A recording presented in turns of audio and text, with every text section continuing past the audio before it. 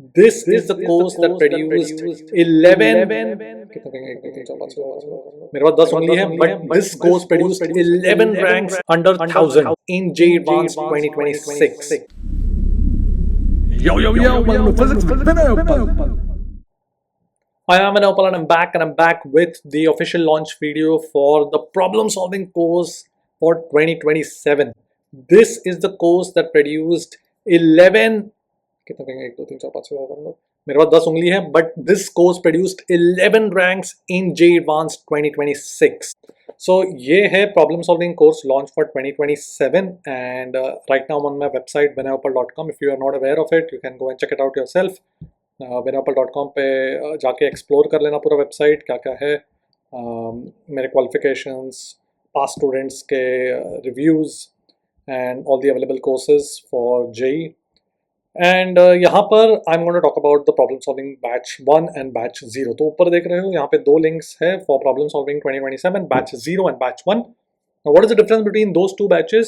The only difference is that batch 0 में you will get all the lectures immediately upon enrollment. Alright, so if you want to, let's say, if you don't want to wait for the lectures to upload according to the schedule and you want to go ahead, you want to pick a particular chapter जिसमें से तुमको problem solve करने हैं, then you can go for batch 0. And batch 1 में we're going to start 17th August Monday से we're going to start lectures will be uploaded every alternate day and कैसे structure होगा उसके बारे में बात करूँगा. Alright, but that is the only difference, but that is also the reason कि batch 1 is at a much lower price than batch 0. Right, so you can enroll in whatever you choose. ठीक है, so I'm just going to click on ये batch 0 or you can click on batch 0 or batch 1 and वहाँ पे you can check out the course page and the free lecture. So let me just go to the course page. So I'm on batch 0 right now because वहाँ पे सारे lectures available हैं. So let me just quickly show you the structure of the course, किस तरीके से course flow होगा and सारा जो content है, all the lectures, all the everything, the lectures, the videos, everything is going to be identical in both the batches. Alright, ठीक है. So यहाँ पर right side में you will see a list of all the lectures and 31 lectures uploaded हैं in both the batches and it covers the entire syllabus for JEE Advanced and even Olympiads.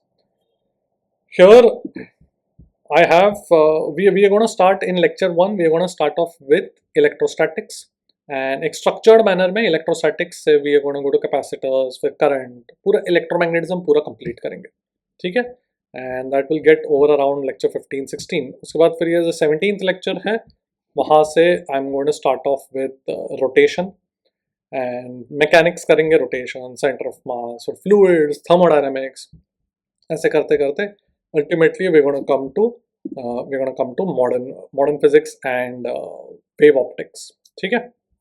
Alright, so the lecture format is going to be a mix of whiteboard lecture and screen recording. काफ़ी बार मैं कुछ question solve करूँगा, कभी कभार मैं एक olympiad का भी PYQ solve करता हूँ जो मुझे लगता है relevant है even for JEE Advanced, तो वो of course मैं screen recording पे करूँगा. Alright, so the lecture will the format will be mixed between whiteboard and screen recording, but that should not be a problem if you are a serious aspirant. Okay, so here like I said, we are going to go first do electromagnetism पूरा करेंगे, electrostatics से लेकर AC circuits तक, उसके बाद फिर mechanics, उसके बाद thermodynamics, इस तरीके से रहेंगे. So suppose you want the rotation lectures first, you don't want to wait for the rotation lectures to upload, then of course I will suggest go for batch 0. Otherwise you can go for batch 1 which is less जिसका price कम है and if you are anyway going to start at the beginning. Alright, so who is most suited for this problem solving course?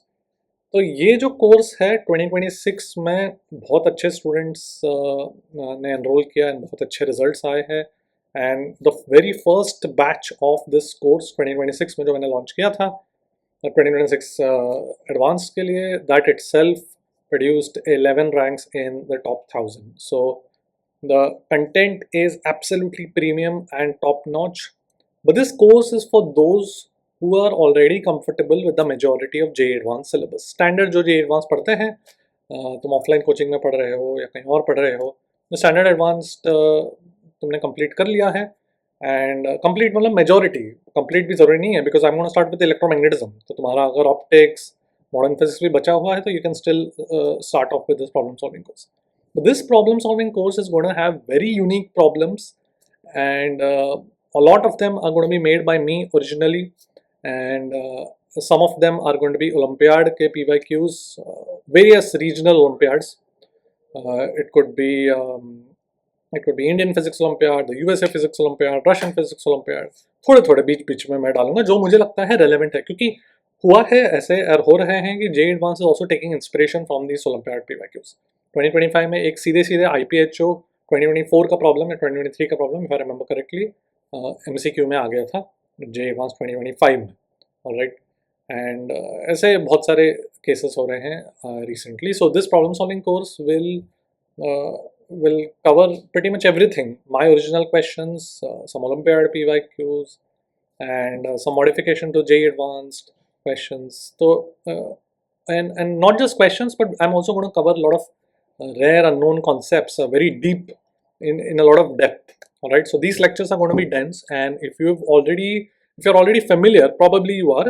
If you're already familiar with my YouTube channel, familiar with my rare and prediction series के questions and concepts, so these lectures are very much similar to that, but in a more structured manner. यहाँ पे एक अच्छे से structure में हम जाएंगे and एकदम ऑर्गेनाइज तरीके से जाएंगे. And rare and prediction series का जो क्वालिटी होता है कंटेंट का, if you have already watch that, then you know what I am talking about, then you know the kind of questions I come up with, very creative questions that push your mind and force your mind to think out of the box. And जिस तरीके से questions आ रहे हैं JEE advance में, very unique type, different setups.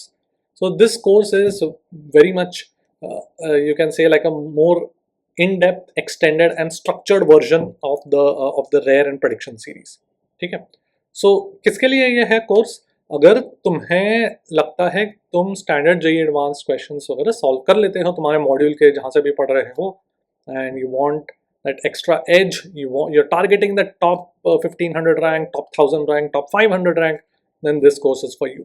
Agar you are struggling with your coaching modules questions, and if you are finding JEE advanced standard questions a little more difficult, on the difficult side, then I would suggest कि ये course मत लेना. Alright, मैं सीधे सीधे बोलूँगा, I'm not trying to sell this course on purpose. I'll be very frank कि अगर तुम्हारे से जो स्टैंडर्ड JEE एडवांस तुम्हारे कोचिंग मॉड्यूल वगैरह के एक्सरसाइज 1 2 3 वगैरह नहीं हो, मतलब स्ट्रगल कर रहे हो, 50% क्वेश्चन से ज़्यादा नहीं हो रहे हैं, देन आई वुड सजेस्ट कि you probably will not benefit from this course.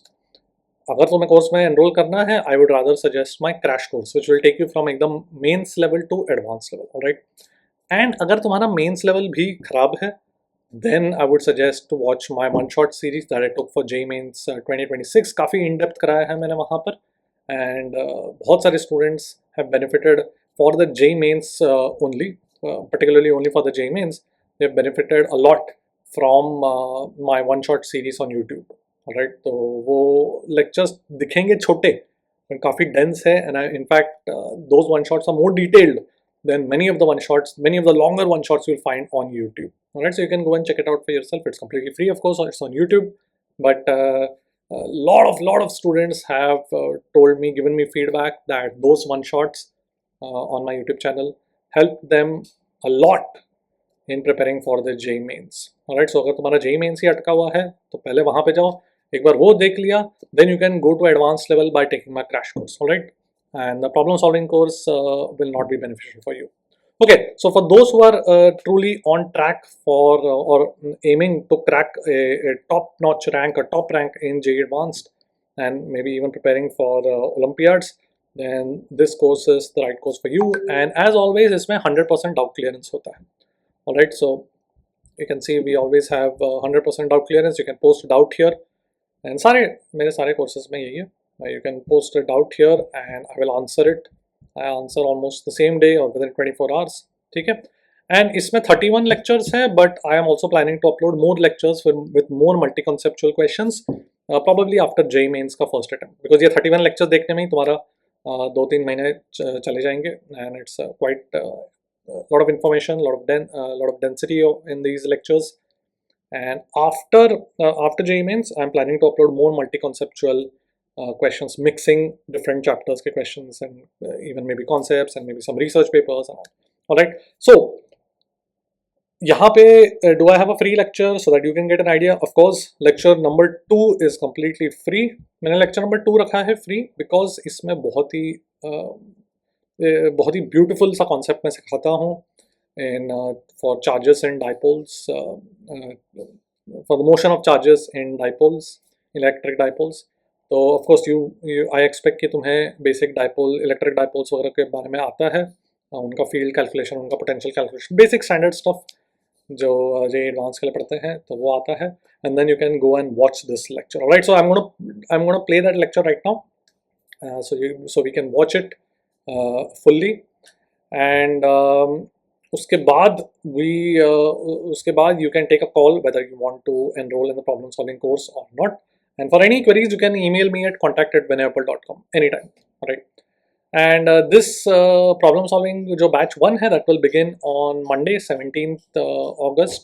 So वहाँ पे lecture 1 upload होगा, फिर 19th August को lecture 2 which is already free, फिर 21st August को lecture 3 every alternate days. ठीक है. And इसमें game changer shortcuts भी included है. So after every particular lecture I'll tell you what to watch. Okay. जैसे कि यहाँ पे required watching after lecture 2. So I tell you to watch जो ये watch EM2 dipole moment shortcut, watch EM proof of dipole moment shortcut if you have time. मतलब ये सब कहाँ पे है? Game changer shortcuts में. ठीक है. So game changer shortcuts को भी मैंने एकदम organize करके रखा है as depending on mechanics, electromagnetism. So EM2 shortcut for dipole moment I'm going to ask you to watch after lecture number 2. Alright. So it's a very structured course. And इसमें मैंने prediction और rare series के videos को भी recommendation में डाल के रखा है. जैसे कि एक एग्जांपल बता रहा हूँ, जैसे कि लेक्चर नंबर 20 है, उसके बाद recommended viewing after lecture 20 is my YouTube का season 2 prediction episode number 1. So एकदम ही structured manner में you can just cover everything. Alright, you don't have to just search for particular videos on my YouTube channel. This course will give you everything in a structured manner. Alright, and so there is no time waste, absolutely no time waste. Everything is to the point, and कभी भी doubt आए you can ask me. And in addition to all of this, I also have Pathfinder problems, जिसका मैंने सारे solutions upload करके रखे हैं. Selected Pathfinder problems, almost 500 तक हो गए हैं, and with full video solutions. Alright, and उसमें भी तुम doubt पूछ सकते हो. You can ask a doubt anytime in any video. Alright, and अगर कुछ भी query है, you can email me at contact@vinayapal.com. Alright, so I'm going to go ahead and play the free lecture for you to watch right now. And if you have any queries, once again, you can email me at contact@vinayapal.com. I hope to see you in my course. And if you enroll in this course, I guarantee it will take you to your full potential in JEE Advanced, and even if you're preparing for the Olympiads. Alright, so I will see you in my course and I will see you at the top. तो इस free lecture में exactly हम क्या करेंगे उसका एक brief outline दे देता हूं, so you will get an idea of how the lecture is going to flow. तो in this lecture I am going to teach you और I am going to talk about the motion of a charge, of an electric charge in the presence of an electric dipole.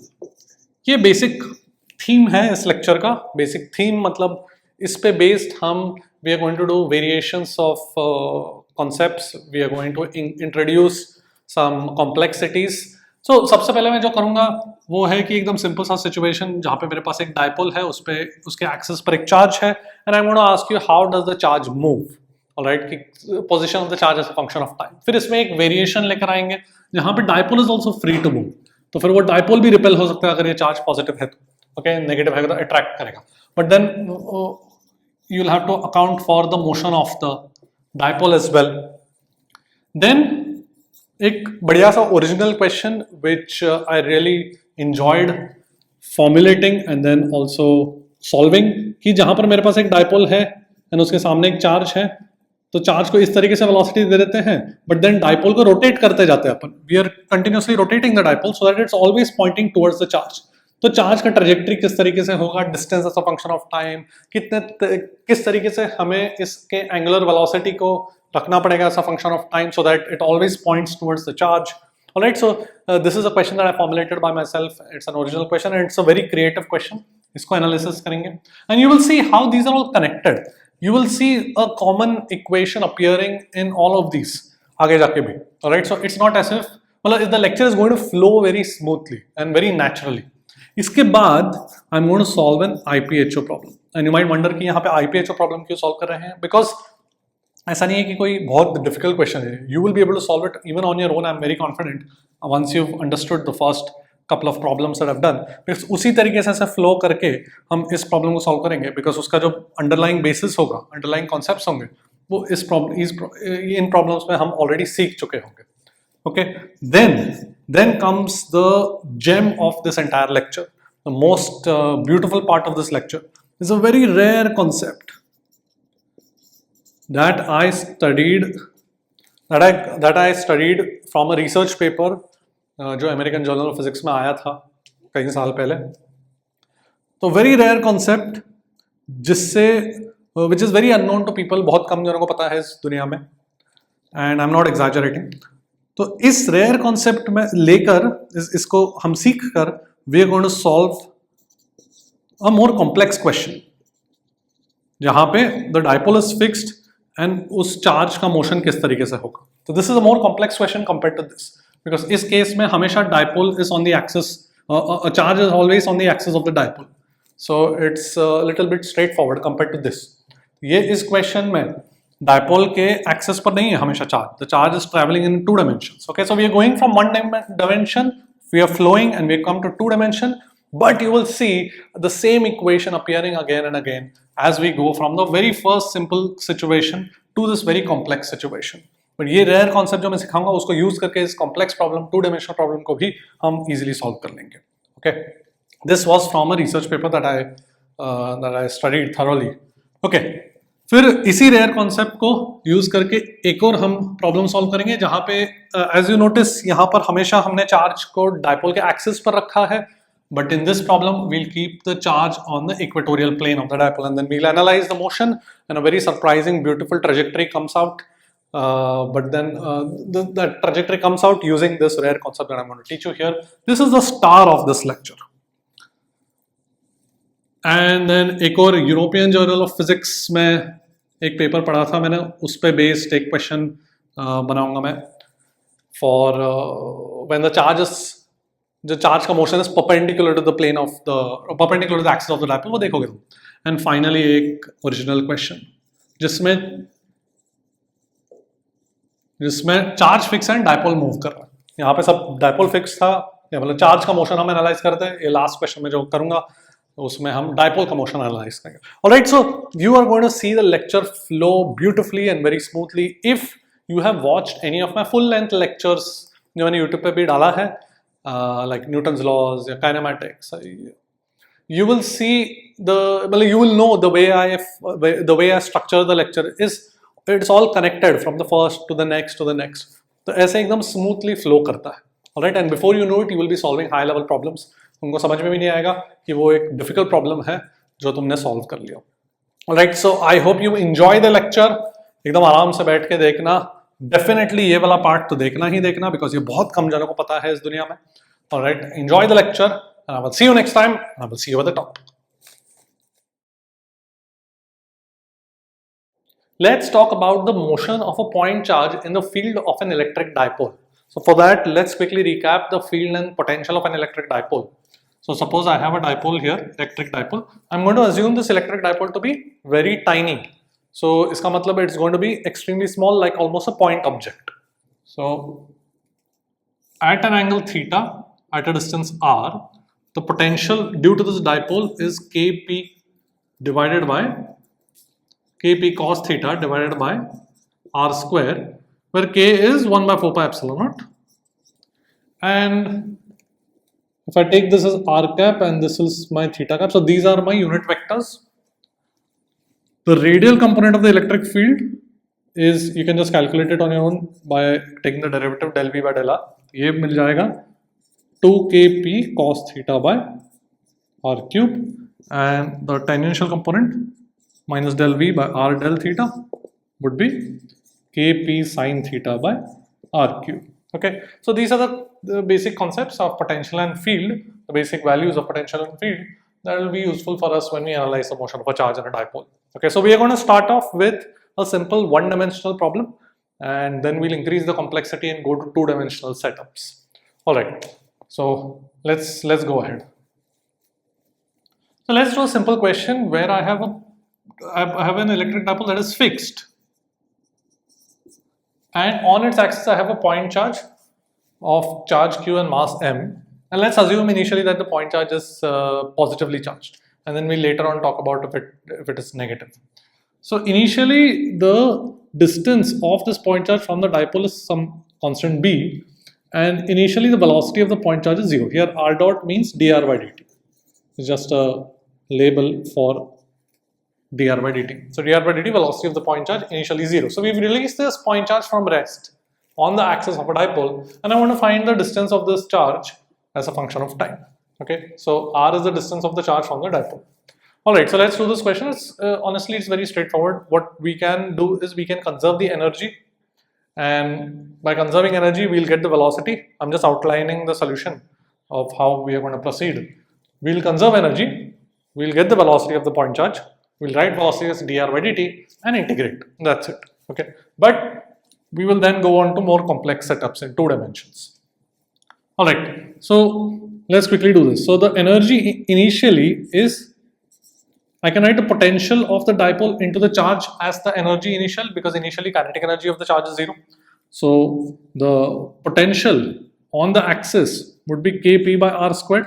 So initially it would be kp by b squared, the potential of the dipole, into the charge q. So this is the potential energy initially, and at some general instant the potential energy would be kpq by r squared plus half m r dot square. R dot is the velocity of the charge.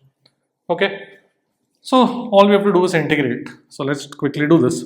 So I have r dot squared is 2 by m times, let me just take kpq by b squared as common. So I'll have 1 minus b squared by r squared, right? So let me just label this as some, let me just call this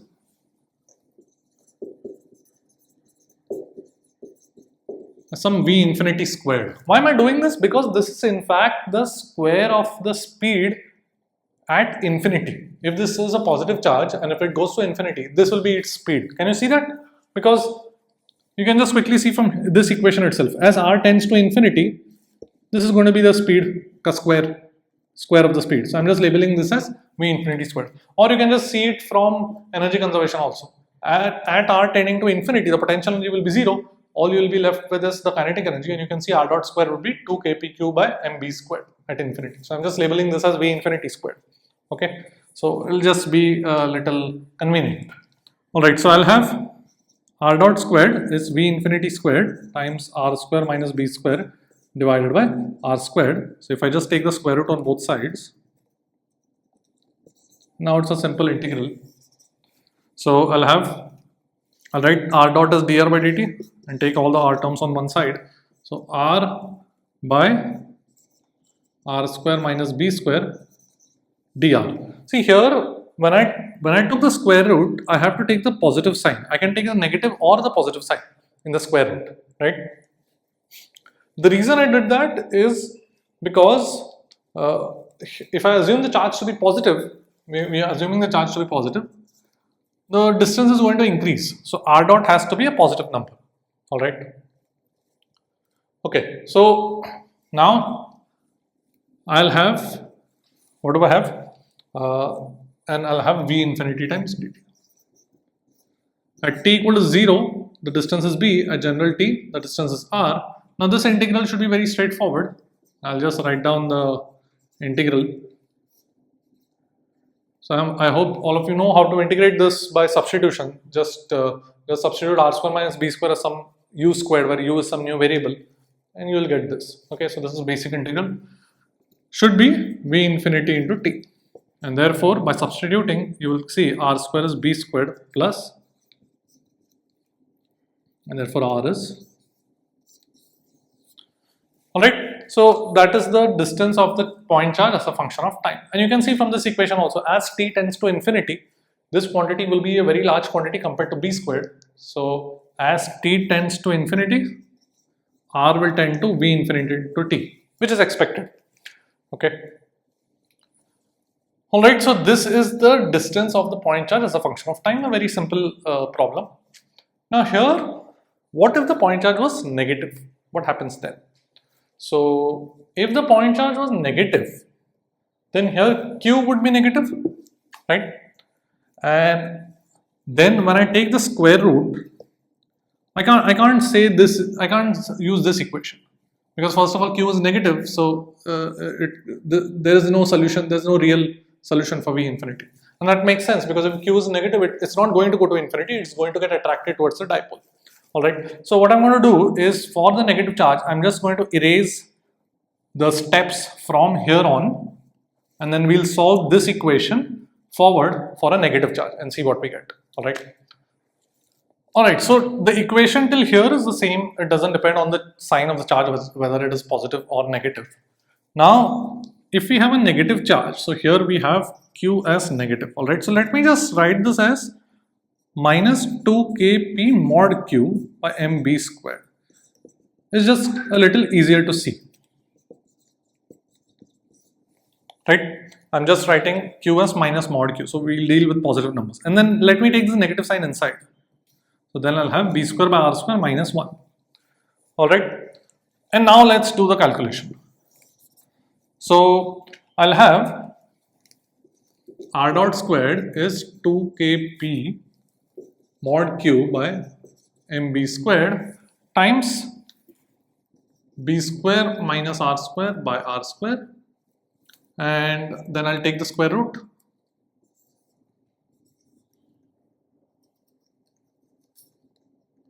Now, when I'm taking the square root, I have to take the negative root, because I know when I release this charge, it is going to go towards the dipole. So the distance between the dipole and the charge is going to decrease. So I have to take the negative square root. Alright, so that's something to keep in mind. Alright, so I'll take this r here. So r dr by dt should be this entire quantity, and let me just call this some v naught. Okay. Alright, so I'll take dt on the other side, and I'll take this quantity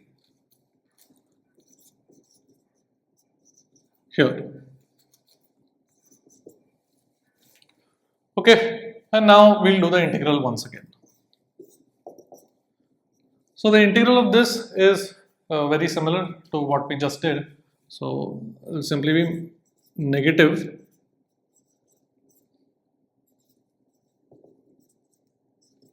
right, 0 to infinity and b to r. Alright. Now, when you substitute, you will get b square minus r square should be minus v naught t, and therefore r square should be b squared plus b squared minus.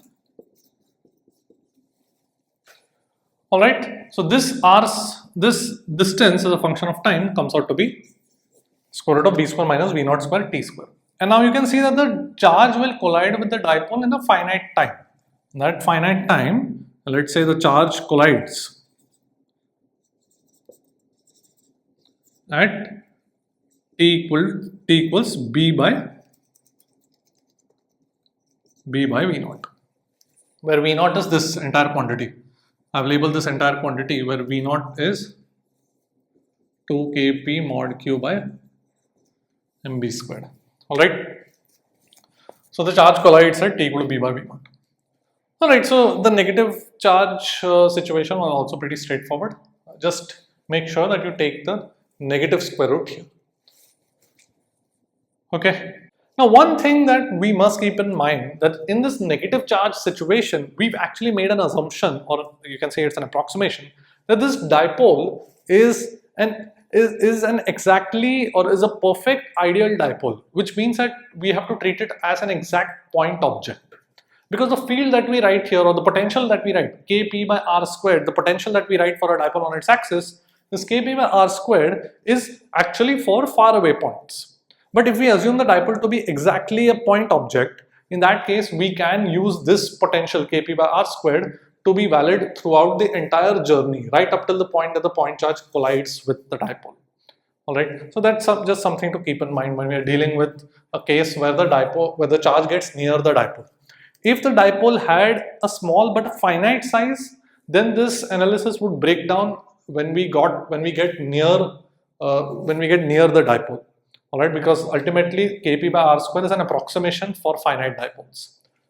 Alright, so just something to keep in mind. Okay. Now let's modify the question and allow the dipole also to be free to move. So now the dipole is free to move, it has a mass m, the point charge has mass small m. Let's say we are taking the case where the point charge is positive, and they are both released from rest, and initially the distance between them is b, and both the dipole and the charges are at rest and free to move. And I want to find the distance between them as a function of time. Alright. So in addition to energy, there will be another quantity that will be conserved, which is the momentum.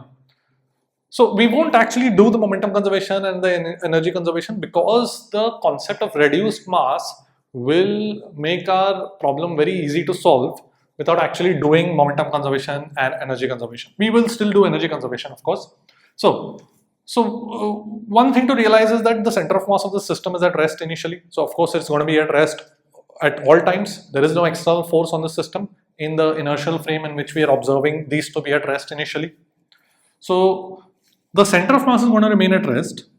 So the energy, we know in the center of mass frame for a two-body object, two-body system, we can write the energy as half mu v relative squared, where mu is the reduced mass plus the potential energy. The kinetic energy of a two-body system can be written as half mu v relative square, where v relative is the rate of change of the distance between the two bodies, and in this case it's a one-dimensional motion, so I can directly write v relative is the rate of change of distance, which is r dot, and mu is the reduced mass, so mu would be, right, so we know this expression, and of course this is going to be conserved. So the potential energy would still be at a general instant when the distance between them is r.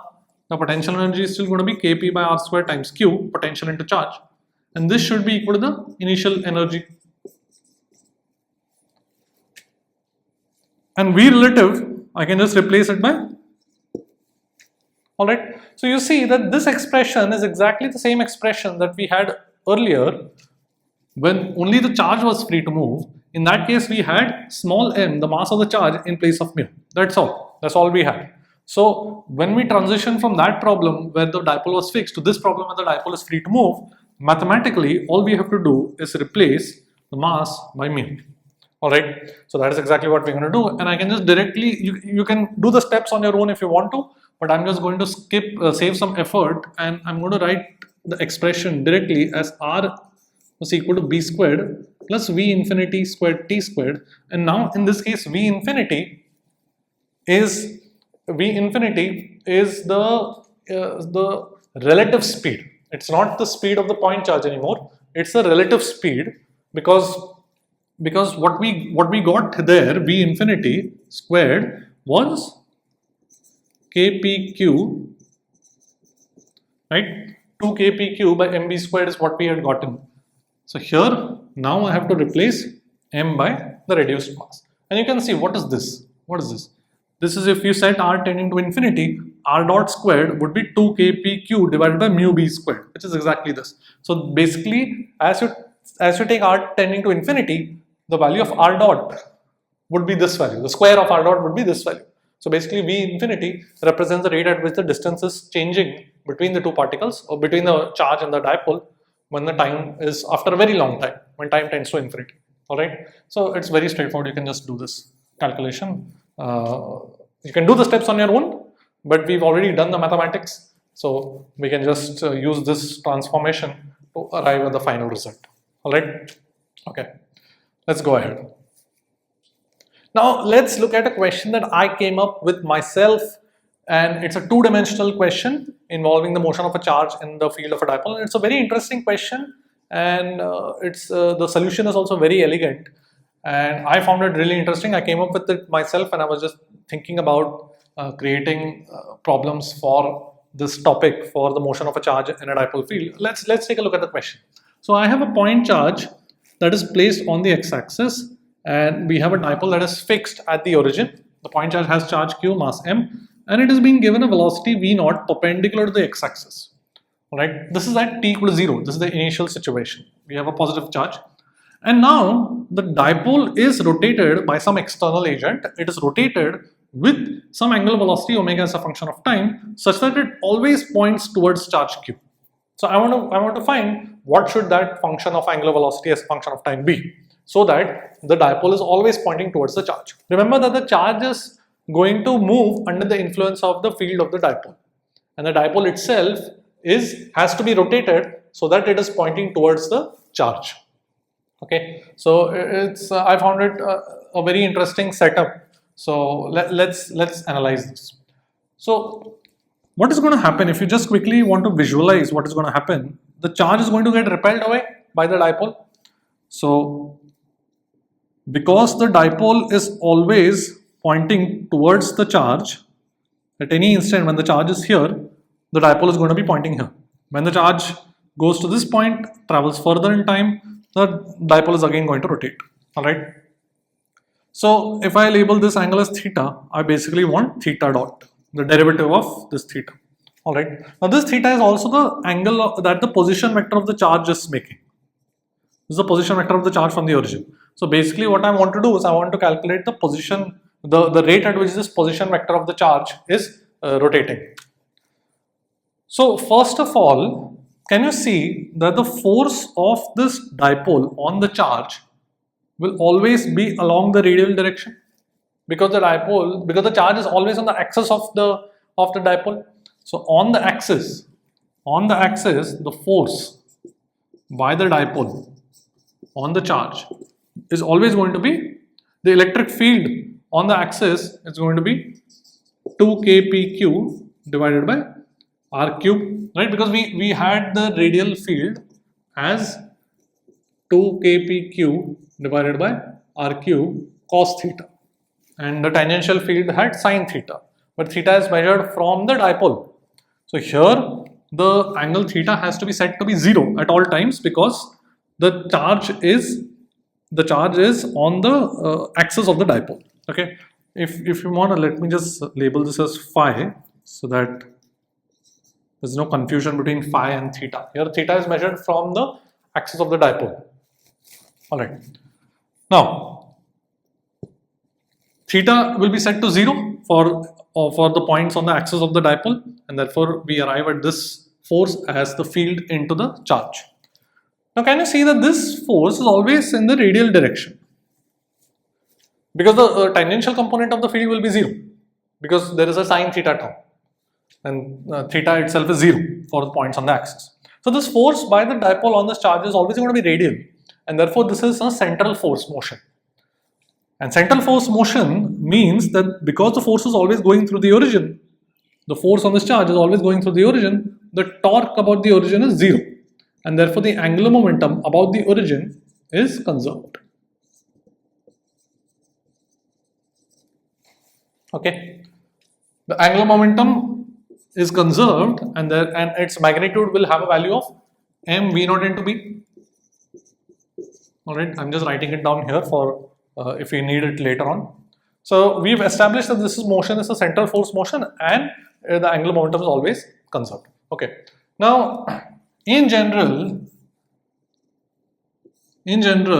if I have this charge with some velocity v, I can break it down into two components. One is the component parallel to r, which is, I can write it as r dot, and the component of velocity perpendicular to r, which I can write it as r phi dot, right? The distance r into the rate of change of the angle, r omega r will be the component of the velocity perpendicular to r, and the rate of change of r would be the component of velocity parallel to r. All right. So when I write the energy of the system, I can write it as half mv squared. So half m r dot squared plus this v perpendicular. Let me write it as v perpendicular plus v perpendicular squared plus the potential energy. Now you see that this dipole force is this much 2 kpq by r cube. So I can define a potential energy because I know force can be written as minus du by dr. It's a central force, so there is no theta component, there is no phi component of the force. So 2 kpq by r cube, I can write the potential energy as kpq by r squared, because of course the derivative of this will give you back this, right? You can just integrate this to get this. Or of course you can also write potential into charge. Potential of the dipole is kpq by kp by r square into the charge. Alright, so I'll just write it here. Now, what we can do, the key here is to express the perpendicular component of velocity in terms of the angular momentum. In general, I can write the angular momentum as m v perpendicular into r. When you take cross product between r and momentum, the position vector and momentum, only the component of the velocity that is perpendicular to r will survive in the cross product. So you'll end up with mv perpendicular to r, right? You can also write it as mr square phi dot, mr square omega. Okay, so I can replace this v perpendicular as L by mr. So here I can simply write it as L squared by mr squared. And therefore, you see what we will get is a very elegant result that this can be combined with this term. Because they both have r square in the denominator, and it will make our mathematics very easy now. My total energy now becomes half mr dot squared plus, if I were to take kpq by r square as common, let me write it this way. Kp times 1 plus L square by 2m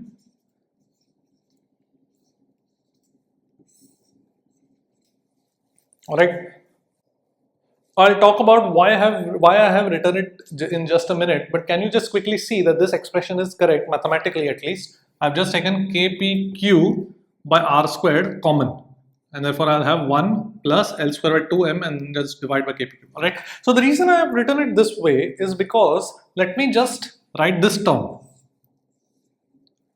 Let me just redefine this term. These are all constants. L is a constant, remember, as some P effective. Alright, so P effective is P times 1 plus L squared by 2m kpq. Alright, and therefore my energy, you'll see in a minute why I'm doing all of this. Half mr dot squared plus kp effective q divided by r squared. Now can you see that this is nothing but mathematically the energy of a one-dimensional motion of a point charge that is traveling in the field of a dipole whose value is P effective. So I have reduced this entire motion, entire two-dimensional setup, to a one-dimensional problem, and it's a one-dimensional problem that we've actually already solved, because this is the energy of the charge at t equals 0. At t equals 0, what is the value of r? The value of r is b. And what is the value of r dot? What is the rate of change of the distance at t equals 0? 0, because the velocity is perpendicular to the position vector, and therefore the rate of change of position vector at t equals 0 is 0. So having this energy and having these initial conditions, can I get, or can you get the position, the distance, the distance of the charge from the origin as a function of time? We can, because we've already solved this mathematically for a one-dimensional situation, and the mathematics is going to be exactly the same. Alright, so let me just erase this part, and we're going to solve, and we're going to find the distance of this point charge from the origin as a function of time. But we are not done yet, because ultimately we want to find the angular velocity, but we have to do this intermediate step of finding r as a function of time, and then we'll use that to get omega as a function of time. All right, so let me just first erase this. So we had my energy as half m r dot squared plus kp effective times q divided by r squared, right? And what was p effective? P times 1 plus L squared by 2m kpq. This was P effective. And because t equal to 0, at t equal to 0, the distance is equal to b and the rate of change of distance is 0 initially. So I can just use what we've already done and say that distance as a function of time is going to be b squared plus v infinity squared t. Well, what is v infinity now? V infinity is basically the rate of change of distance when time tends to infinity. So v infinity would be basically it is r dot at t equal to r dot at t tending to infinity. So how would I get that? Just set r tending to infinity. At t equal to infinity, this charge will be infinitely far away from the origin. So this tends to infinity, and therefore I can say that the energy. What is the energy? The energy is half mv naught squared plus kpq by b squared. Right? This is the energy. Half mv naught squared plus kpq by b squared. This should be equal to after a long time, only kinetic energy will be possessed by the charge. The potential energy will tend to 0. All right. So we will get this equation. So I'll have v infinity. This equation will give you v infinity. All right. V infinity squared would become v naught squared plus 2kpq by mb squared. All right. So you will get r as b squared plus v naught squared plus 2kpq by mb squared times t. All right. Okay, so this is the initial energy that I've written here. The initial energy is the kinetic energy half mv naught squared plus the potential energy, which is kpq by b squared, and then I've equated it to the energy at infinity. So we've got the distance of the point charge from the origin as a function of time, but we are not done yet because we need to find angular velocity. Now that is very straightforward because we know angular momentum is conserved. So angular momentum is conserved. I can write L is equal to mr square omega, and therefore omega is L by mr squared. So we basically need r as a function of time, which is why we went to all of this effort in order to get r as a function of time. And what is angular momentum? mv naught b. So I'll get v naught b divided by r squared, which is b squared plus. All right. R squared, I've just written it as b squared plus v infinity squared t squared, and this is my v infinity squared. Okay, so the angular velocity as a function of time is given by this simple equation. So it's a very interesting problem that I came up with when I was trying to think of some unique type of problems for this topic, and this turned out to be a nice central force motion. So it involves a lot of concepts. It involves the dipole field, and it involves how we deal with central force motions by converting the perpendicular component of velocity in terms of r by using angular momentum conservation, right? And then of course we did that neat trick by substituting by replacing that entire term by p effective and then comparing this to our one-dimensional motion. All right. So I hope you've enjoyed this question. Just look at all of this carefully and absorb everything that I've just said. Now let's do a question from IPHO 2011. So let's read the question first. क्या बोला गया? To commemorate the centenary of Rutherford's atomic nucleus. So मतलब वो 100 year anniversary बोल दो. The scattering of an ion by a neutral atom. Okay, so an ion of mass m, charge q, is moving with an initial non-relativistic speed v0 from a great distance towards the vicinity of a neutral atom of mass capital M much greater than small m, and of electric polarizability alpha. Okay, तो क्या है ये, वो बोला जाएगा question में। The impact parameter is B. Okay, so यहाँ पे मेरे पास एक चार्ज है जिसको ऐसे प्रोजेक्ट किया गया है, एंड ये एटम का लाइन है parallel to the initial velocity, and this distance is b. ठीक है, so the atom is instantaneously polarized by the electric field E vector of the incoming approaching ion। मतलब क्या कि एटम में polarise हो गया इलेक्ट्रिक फील्ड से। Next sentence देखो, the resulting electric dipole of the moment is P equal to alpha E। Alright, so basically this whole polarisability concept is that जितना electric field है चार्ज का, उसके कारण डायपोल मोमेंट इंड्यूस हो जाता है एटम में, और कितना होता है, alpha E। Okay, ignore any radiative losses. ठीक है, सो फर्स्ट प्रॉब्लम क्या बोला गया, 3.1, first part, calculate the electric field intensity E vector at a distance r from an ideal electric dipole at the origin along the direction of P। So ये तो बहुत ही straight forward है। All this is asking us to calculate the field on the axis of a dipole। ऐसे मेरे पास dipole है and axis के along field कितना होता है, so field would be 2kp divided by r cube, where k is 1 by 4 pi epsilon naught। alright, so this is the field। फिर next question में क्या बोला गया, so सेकेंड पार्ट में क्या बोला गया, find the expression of the force vector acting on the ion due to the polarised atom, show that this force is attractive regardless of the sign of the charge of the ion. Okay, so यहाँ पर मेरे पास जो ion है उसका charge Q है, when it is at a distance r from the atom, तो atom पे इलेक्ट्रिक फील्ड कितना बन जाएगा due to the charge, this electric field due to the charge would be kq divided by r squared, where k is of course 1 by 4 pi epsilon naught।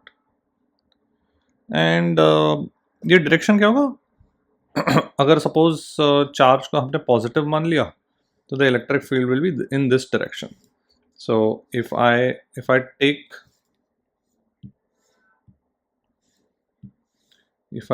My position vector of the charge in this direction, तो उसको मैं minus r cap लिख सकता हूँ। Alright, so I am taking the position vector of the charge as r vector from the atom to the charge to the ion, so electric field is opposite to that due to the charge। now this will induce a dipole moment in the atom, वो कितना बन जाएगा, alpha E, so minus k alpha q divided by r square r cap।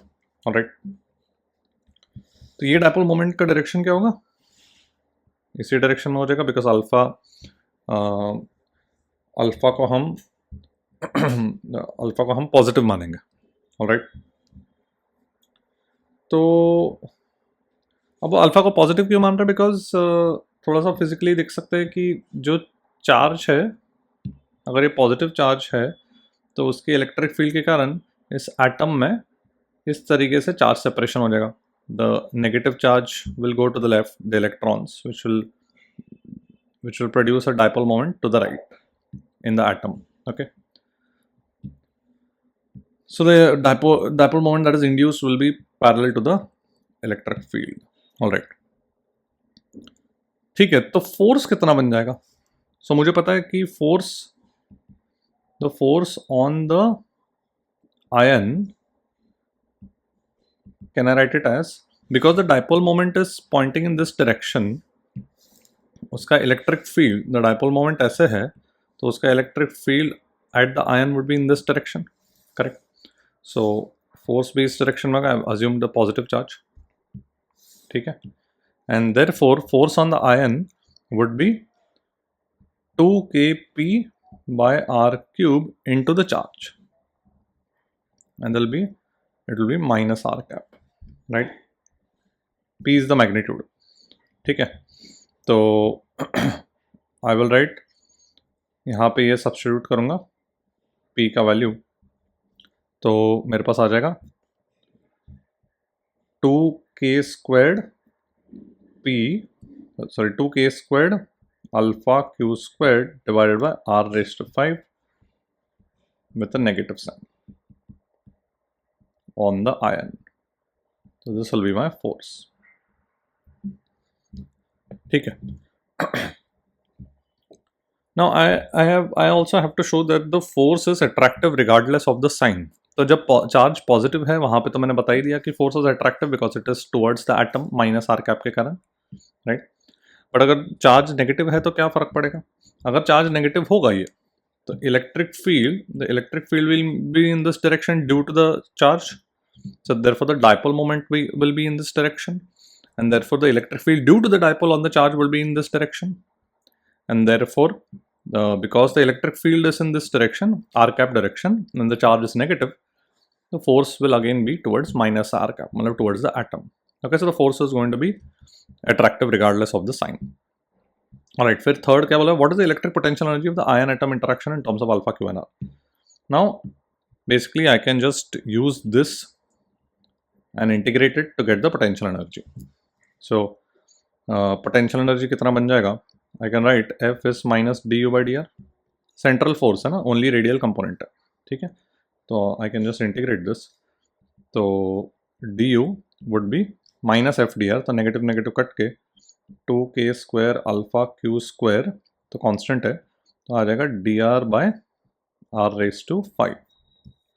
Okay, so infinity पे potential energy zero मानूंगा as is r standard convention, and r पे potential energy कुछ U, तो you would be equal to minus 2k square alpha q square, r raise to minus 5 का integral is minus r raise to minus 4. This will become minus k square alpha q square divided by r raise to 4, twice of r raise to 4. तो यहाँ पर k को you can of course substitute it as 1 by 4 pi epsilon naught, and you can get it in terms of epsilon naught. One thing here to note is that don't use the potential energy as minus p dot t or the potential into the charge. Potential मतलब minus p dot t मतलब the electric field due to the charge multiplied by the dipole moment. वो मत use करना because यहाँ पर in this when you derive this or charge into potential of the dipole, वहाँ पे you assume that the dipole moment is a constant. Here dipole moment vector is not a constant, it's changing direction and it's changing the magnitude as well. So variable है ना, r पे depend करता है, dipole moment itself depends on r. So better to do it by basics by calculating the force and then integrating to get the potential energy. Okay, अच्छा, फिर अब next question पे जाते हैं. Let's look at the fourth part of this question. Find the expression for r minimum the distance of the closest approach as shown on the figure. तो यहाँ पे मेरे पास फिगर है and distance of closest approach निकालना मुझे ये. तो सबसे पहले तो can you see that the force is always central force है. तो force on the dipole was always along the was parallel to minus r cap, right? So force is an attractive central force and therefore angular momentum will be conserved. So can I say m v naught b is the initial angular momentum should be, अगर यहाँ पे velocity में कुछ v minimum बोलूँ, v maximum बोलूँ, तो वहाँ पे हो जाएगा m v maximum into r minimum, right. वहाँ पे मैक्सिमम स्पीड हो जाएगा. तो एक इक्वेशन ये आ गया एंड दूसरा I can conserve energy. So I can write half M we not squared, and initially तो इन्फिनिटी पर है, तो half M we not square should be half M V M squared plus the potential energy, and जो potential energy है that would be k square. Let me just write it as some c by r raised to 5, r raised to 4. Potential energy was proportional to r 1 over r raised to 4 है ना, और c वो सब constants था जो हमने निकाला था, वो मैं बाद में सब्स्टिट्यूट कर दूंगा, ठीक है. तो ये मेरा दो इक्वेशन हो गया and now it's pretty straightforward. यहाँ पे r मिनिमम लिखता हूँ. तो now it's pretty straightforward. All I have to do is solve for r minimum. So I will just eliminate vm from the first equation and second equation में मैं substitute करता हूँ तो मेरे पास आ जाएगा। तो सेकंड इक्वेशन को मैं लिख सकता हूँ वी नॉट स्क्वायर इज और let me just write it this way, half M we not squared should be half M V M squared को मैं क्या सब्स्टिट्यूट करूँ, V naught B by R minimum, ठीक है, minus C by R minimum raise to 4। Okay, तो if I just multiply the entire equation by R minimum raise to 4,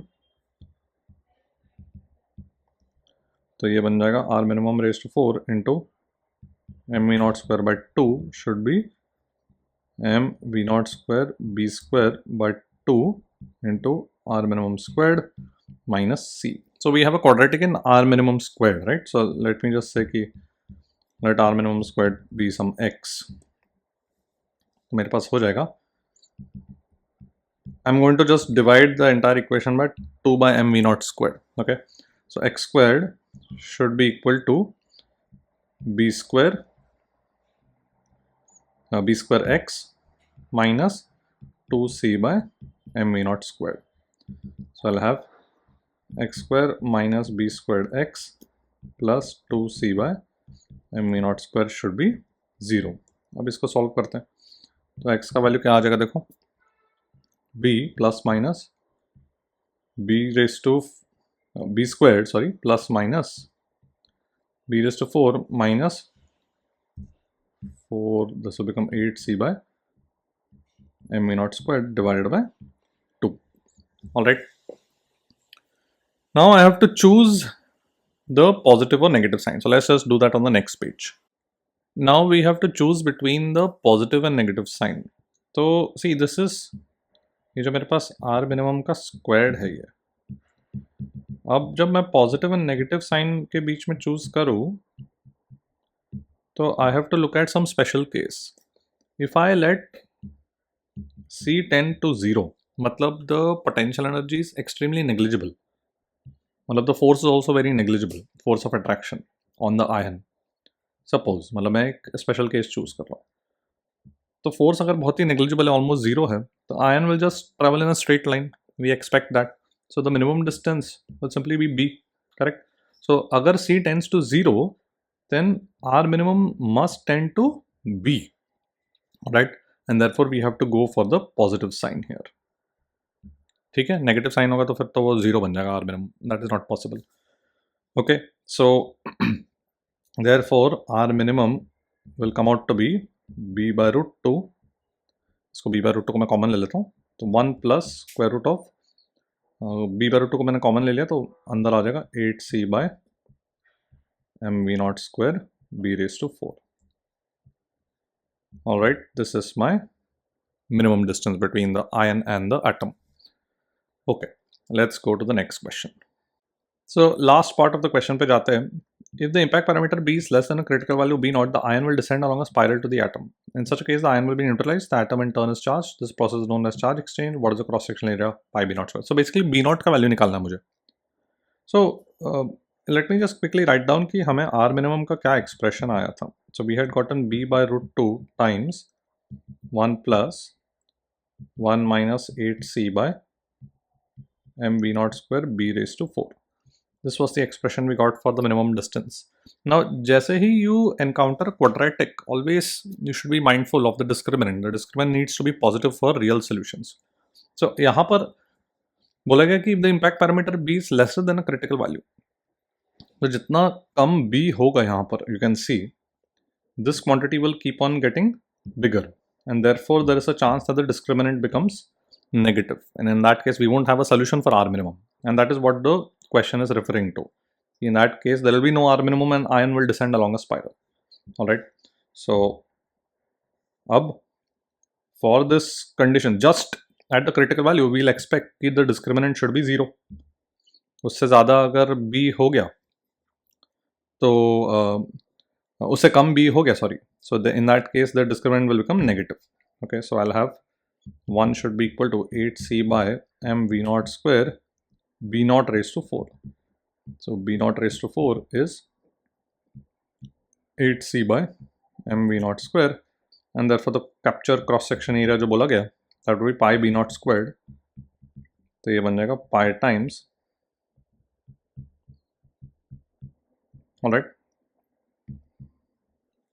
and C का value भी हम सब्स्टिट्यूट कर सकते हैं। We had gotten a potential energy as minus K squared alpha Q squared divided by 2r raised to 4, right?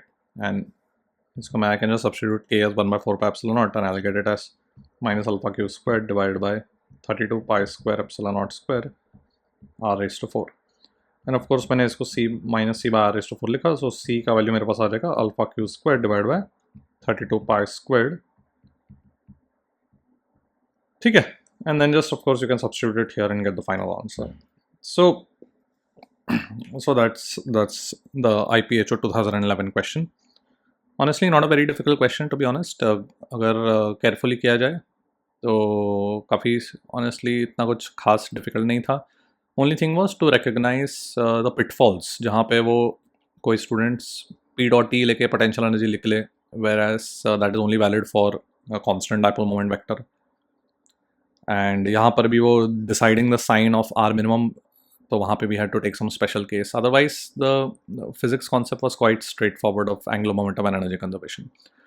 Okay, देख लो.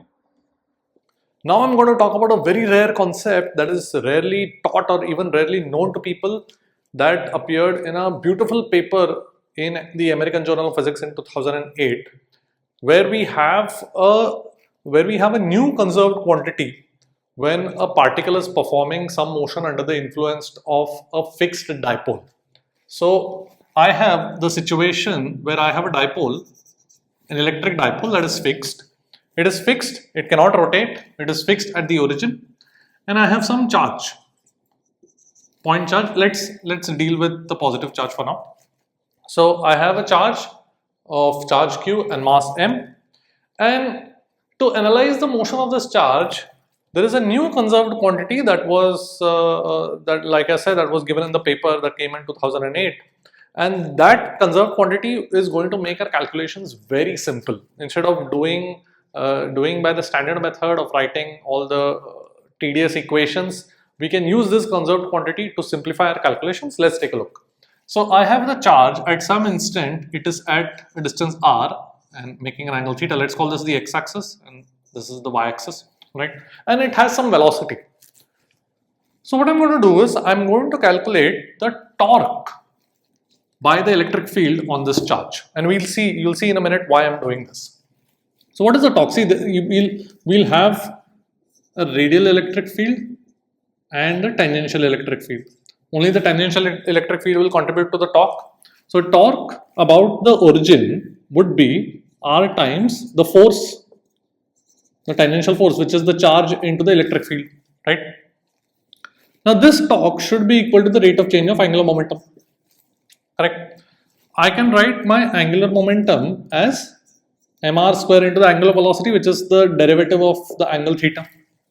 So this is the angular momentum of the charge about the origin. Here my dipole is fixed. So now I will just substitute E theta. What was E theta?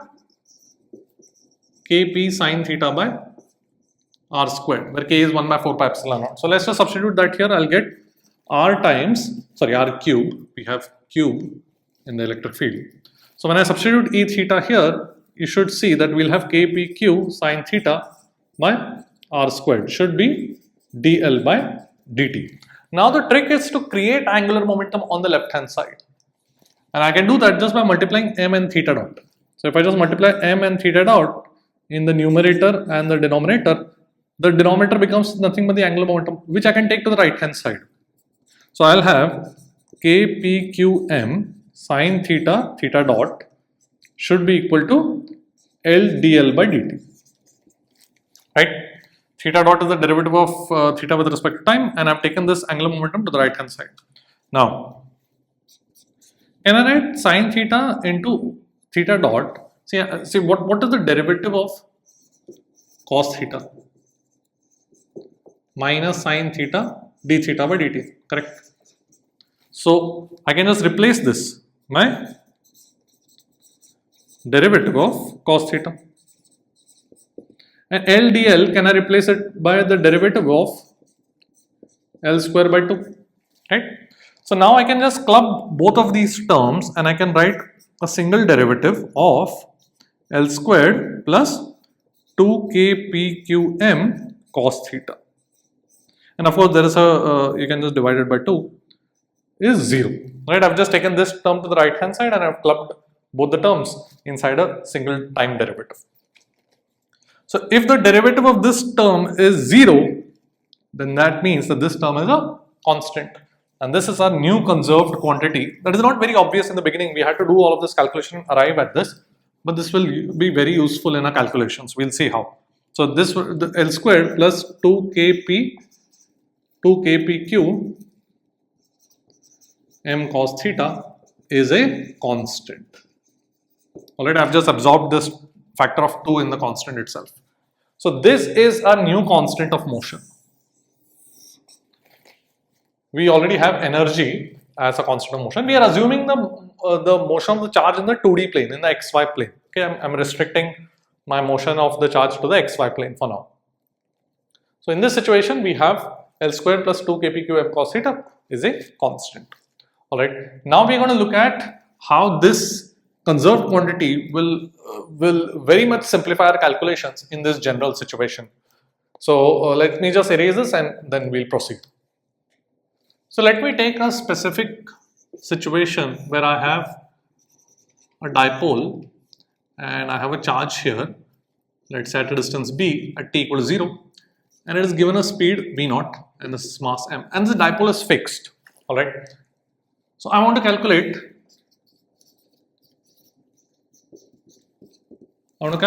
the distance of the charge from the origin, from the dipole, as a function of time. Let's say that is my aim. So we are going to use the fact that we know that conserved quantity. So first of all, let me just write in the general situation where the charge is here at an angle theta and it has some velocity. So in this situation, can I write my energy as half m? See, I can write it as half m r dot square plus the perpendicular component of velocity. I can break down my velocity into the parallel component, which is r dot, and the perpendicular component, and then we'll have the potential energy, which would be kpq cos theta by r squared. This is my total energy, right? And as always, I'll substitute v perpendicular in terms of the angular momentum. I know angular momentum is mv perpendicular into r, so v perpendicular, this term I can just write it as L squared by m square r squared. Okay, so this will become half m r dot square plus L squared by 2 m r squared plus kpq cos theta by r squared. Now, L squared, we have a relation where L squared appears in a new conserved quantity, right? What was that?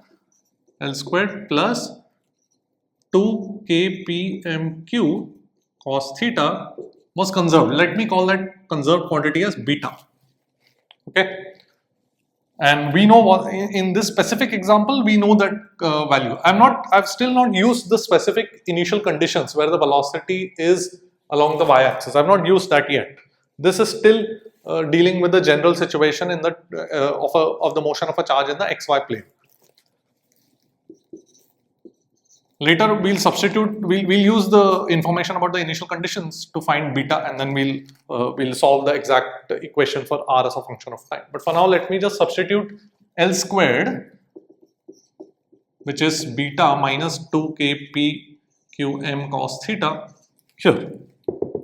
So let's see what the energy comes out to be, and it's going to be very much simplified, because once you do that, you'll have a term beta by 2mr squared, and then can you just see 2kpqm cos theta, if you substitute it here, 2m and 2m will get cancelled out. You'll be left with kpq cos theta by r squared, and we already have that here, and they'll cancel out, and that's it. This is we basically completely eliminated the explicit terms of theta and express energy purely in terms of r, which is a beautiful result, and it's not at all apparent before we actually figured out that this was a conserved quantity. It wasn't obvious at all. All right, so it's a wonderful result, and this is basically the result that we've been dealing with. If you go back to the very simple example where a charge is released where a charge is released from the initial position on the axis with some zero velocity. We used to get this equation. We used to get half m r dot square plus kpq by r square was the potential energy, kinetic energy and potential energy where the motion was 1D.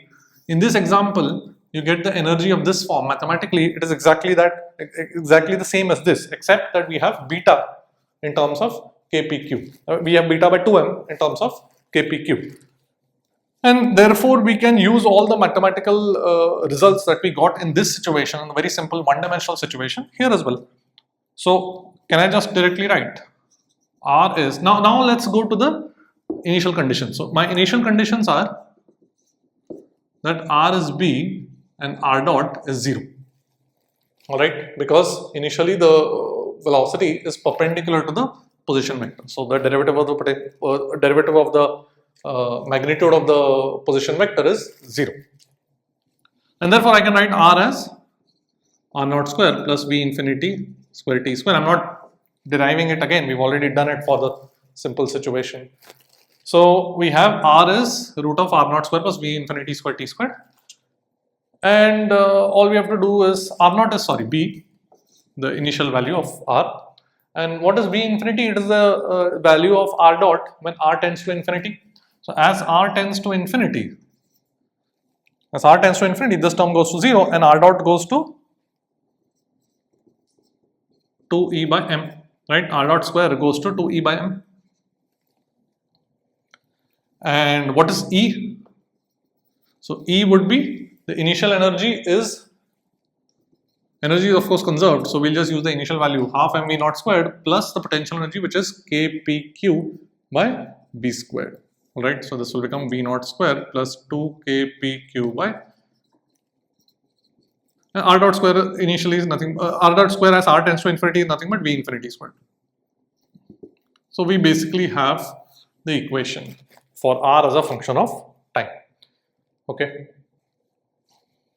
So it's a wonderful result that we have here, which is this is a conserved quantity, and this gives us a very simple expression for the energy in terms of R, and then this just mathematically reduces to the one-dimensional case that we've already dealt with. Alright, okay. Now let's look at an application of this in another example with a very interesting result, very interesting trajectory that this charge has under a specific initial condition. We'll just take a look at that. Let's look at a very interesting question, which was the analysis of this probably first appeared in, I think, 1996, if I remember correctly, in a paper in the American Journal of Physics. But we're going to analyze this in a different manner, different compared to the paper that appeared. We're going to analyze this using the conserved quantity that we have. So what is this? The setup is that we have a dipole and a point charge is released from the equatorial plane from rest. It's released from rest.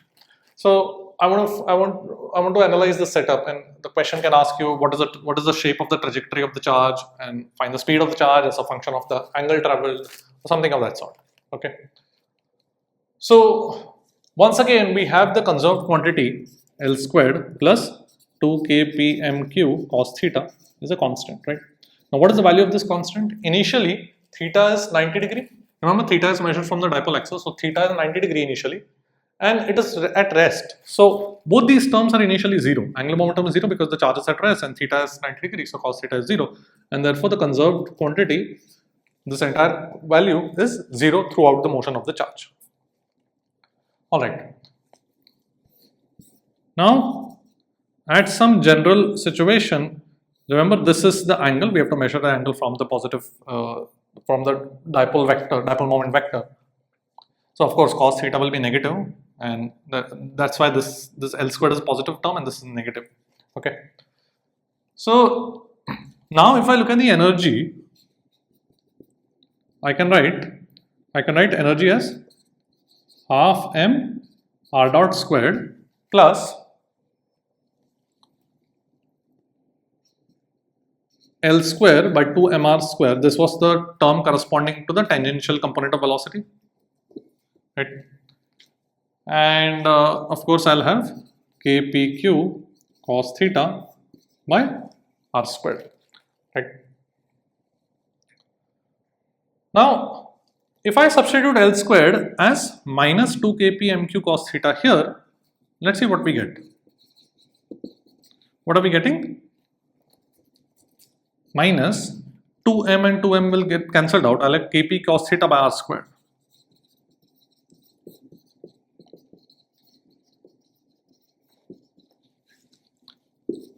These two cancel out, and therefore the energy is simply half mr dot squared. So there is no component of the there is no tangential component of velocity that's appearing in my energy. And that means because energy is conserved, that means r dot is also constant. Correct? And if r dot is constant, it should be equal to the initial value. What is the initial value of r dot? Initially the charge is at rest. So this is nothing but 0. And therefore the derivative of r is 0. Therefore r is a constant. And r is a constant, meaning the charge is always at a fixed distance from the dipole. And therefore the trajectory is a circle. Of course, the trajectory is going to be in this plane, that's why it's a circle. In 3 dimension, r is a constant, represents a sphere, spherical surface, but in this it should be obvious that the trajectory is only going to be in the xy plane. So the trajectory of the charge is a circle. Now it's all very straightforward.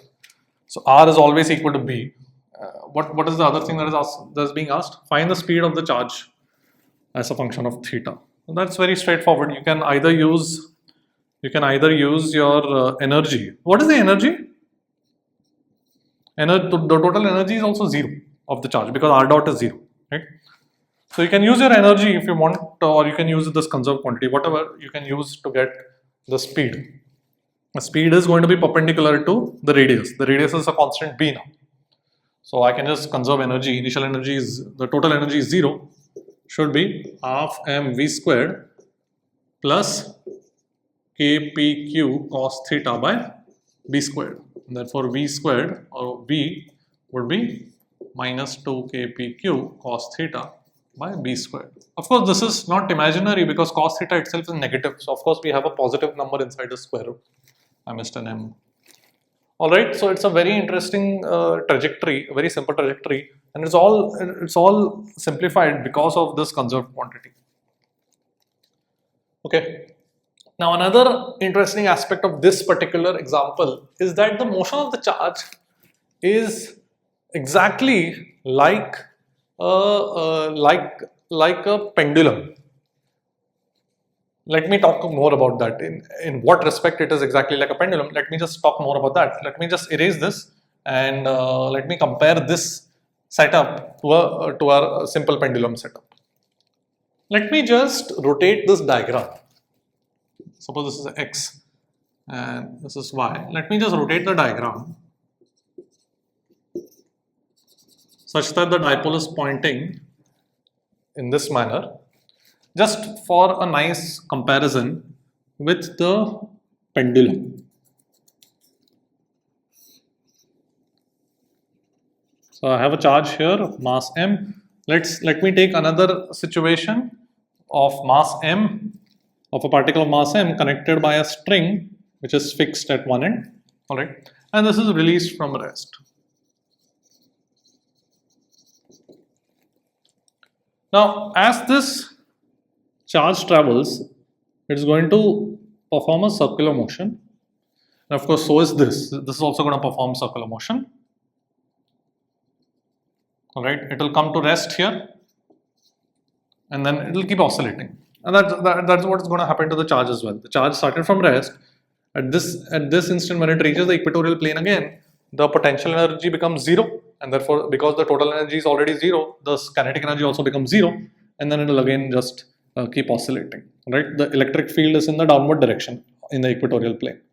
So once the charge comes here, it will momentarily come to rest and then again retrace the circular path. Now mathematically both these situations are actually exactly identical. Why? Because if you look at, see, if this angle is theta, let me take this angle as phi, alright, so that we can deal with some acute angles instead of the obtuse angle. So at this point, when the charge is here, when the charge has rotated by an angle phi, what would be its speed? So I can just conserve the energy. So half energy was 0, so half mv square plus kpq cos theta. Now cos theta I can write it as sine phi minus sine phi, right? Because theta is pi by 2 plus phi. So cos of pi by 2 plus phi would be minus sine phi. So the speed comes out to be equal to kp, oh I have missed out a charge here, so kpq sine theta by mb squared. Alright, so it is something, some constant, root of some constant into sine theta, right? Sine phi, sorry.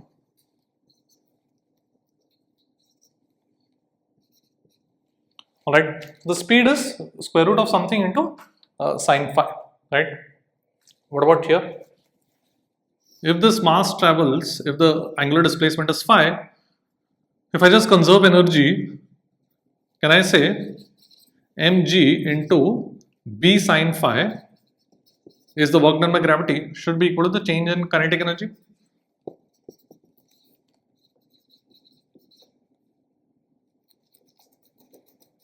Once again, you get something into sine phi, some constant into sine phi. So mathematically, the motion is identical. All right. If you were to just, if you were to choose the parameters like 2kpq by mb squared here, and here we have 2gb. In these two independent situations, if you were to just choose these parameters of maybe the charge, dipole moment, or mass, so that this constant term and this constant term are equal, in that case, they will follow at exact time instants, they will have the exact same angular displacement. Because the speed as a function of phi would be identical in both the independent setups if you choose your constants to be equal. All right. So therefore, the time taken by the charge to reach the bottom would be exactly the time taken by this pendulum to reach the bottom. All right. The time period of oscillation will also be the same as this. Okay. So just an interesting setup here, and this is what was shown in the paper that came in 1996. But they did not use the. If I remember correctly, they assumed that the string was connected. In this situation, they assumed the string to be connected and they assumed the charge is performing a circular motion, and then they showed that the tension was 0. That means even without the string, the charge will still perform circular motion, right? So they knew the result that the charge is performing circular motion and they proved it. And in our situation, we proved from first principles that the charge will indeed perform circular motion in this case using that beautiful result of the new conserved quantity. All right, so I hope you've understood this entire setup. All right. Now let's look at a question that I formulated after reading a paper from the European Journal of Physics in the setup where a charge is performing circular motion in the presence of a dipole, but that circular motion is in a plane that is perpendicular to the dipole moment. All right, so let's take a look at the question and we'll solve it thoroughly. An electron of mass m and charge minus e revolves in a circular orbit with uniform speed under the influence of a point electric dipole of dipole moment having magnitude p pointing along the z axis. तो मेरे पास यहाँ पर ऐसे dipole moment है p and the plane of the orbit is parallel to the xy plane. अच्छा, तो इस तरीके से या इस तरीके से ऐसा कुछ इलेक्ट्रॉन रिवॉल्व कर रहा है. It's a center on the z axis. Magnitude of the electron's angular momentum is Lz. Okay. तो ऑप्शन ए और बी में क्या पूछा? Centre of orbits on the positive z axis या पॉजिटिव ऑन या नेगेटिव z एक्सिस. तो सबसे पहले तो the force must be directed towards the centre, correct? ऐसे होना चाहिए. तो जो डाइपोल है, डाइपोल का इलेक्ट्रिक फील्ड लाइन ऐसे रहेंगे, correct?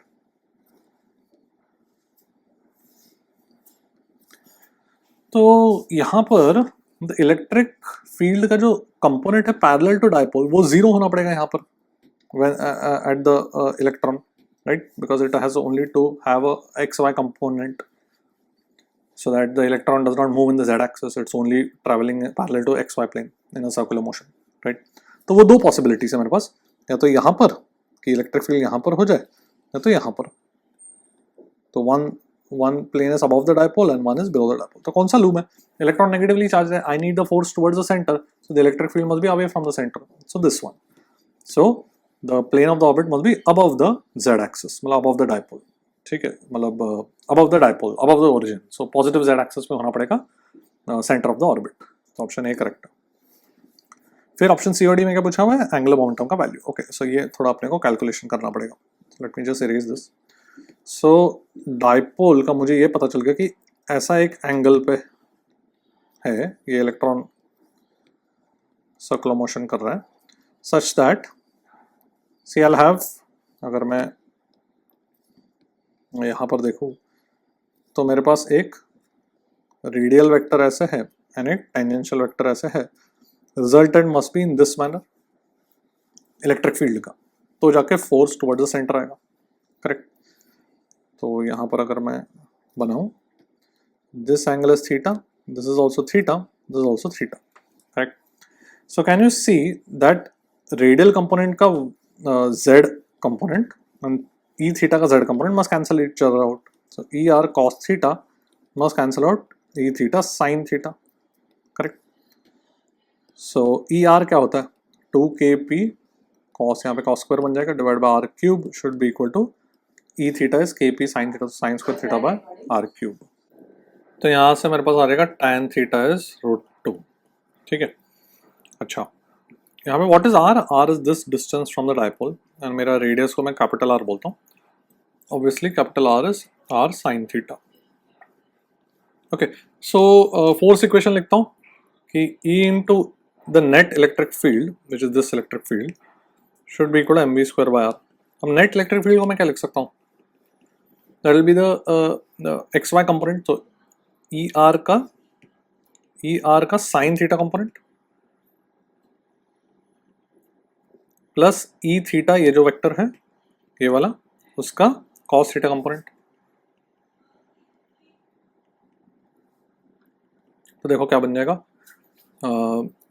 E R is 2kp cos theta, तो cos theta into sine theta and E theta is kp sine theta. So ये बन जाएगा 3kp sine theta cos theta by R cube, ठीक है. So I will write 3kpe sin theta cos theta by r cube left hand side पे should be equal to mv square by. अच्छा, एक मैंने mistake किया यहाँ पर small are नहीं होना चाहिए, रेडियस होना चाहिए ना, तो it should be capital R, ठीक है. सो लेफ्ट हैंड साइड पे let me write small r as capital R by sine theta. तो ये नीचे यहाँ पर आर क्यूब बन जाएगा एंड ये साइन रेस टू 4 थीटा बन जाएगा, ठीक है. सो अब देखते हैं, ये एक आर यहाँ पे कट के यहाँ पे आर स्क्वायर बचेगा. So I can write M V square R square should be equal to 3kpe sine raise to 4 theta into cos theta, ठीक है. एंड अगर मैं m से मल्टीप्लाई करूँ दोनों तरफ तो मेरे पास लेफ्ट हैंड साइड पे एंगुलर मोमेंटम का z कंपोनेंट का स्क्वायर आ जाएगा. सो राइट हैंड साइड पे क्या आ जाएगा? 3kpe. अभी बस सब्स्टिट्यूट करते हैं. tan थीटा √2 है तो sin थीटा का वैल्यू कितना बन जाएगा? √2 बाय √3 एंड cos थीटा का वैल्यू बन जाएगा 1 बाय √3, करेक्ट. तो sin रेस टू 4 थीटा मतलब क्या बन जाएगा? sin raise to 4 theta would become 4. So sin raised to 4 theta will become 4 by 9, correct, and cos theta would become 1 by √3 into m, ठीक है. तो ये एक 3 और 3 यहाँ पे कट गया. So LZ would become 2 by 3√3 का square root into square root of KPEM and 3√3 मतलब 3 raised to 3 by 2 and फिर से स्क्वायर रूट लेंगे तो 3 raised to 3 by 4. So denominator में आ जाएगा 3 raised to 3 by 4 एंड ये k को मैं 1 by 4 pi epsilon naught लिख सकता हूँ. So the answer matching would be C. Okay, so A and C will be the correct answer. Let's look at an interesting question. So मेरे पास एक charge fixed है and at a distance R naught I have a small dipole जिसका length is much much lesser than R naught. ठीक है, so ये जो length है is much much lesser than R naught. So it consists of minus negative charge and positive charge and दोनों का मास m दिया गया है. ओके, एंड इस डाइपोल को उसके सेंटर ऑफ मास को एक वेलोसिटी देते हैं vcm perpendicular to the dipole and एक एंगुलर वेलोसिटी भी देते हैं such that you can say that the charges are connected. The charges of the dipole connected by a massless rod. ये मान सकते हो. ठीक है, तो ये जो सिस्टम है मेरा डाइपोल है उसके सेंटर ऑफ मास को एक वेलोसिटी दिया जाता है initially perpendicular to the dipole moment and एक एंगुलर वेलोसिटी भी दिया जाता है such that the dipole moment vector is always points, इस हटा देता हूँ, always points radially away from this charge q. Okay, so dipole moment vector always points radially away from the charge q. Okay, so let's solve this question. तो at some instant, let's say कुछ distance r है, तो ये मेरे पास minus Q है, ये plus Q है, जो अपने को क्वेश्चन में दिया नहीं गया. We are just given the dipole moment p.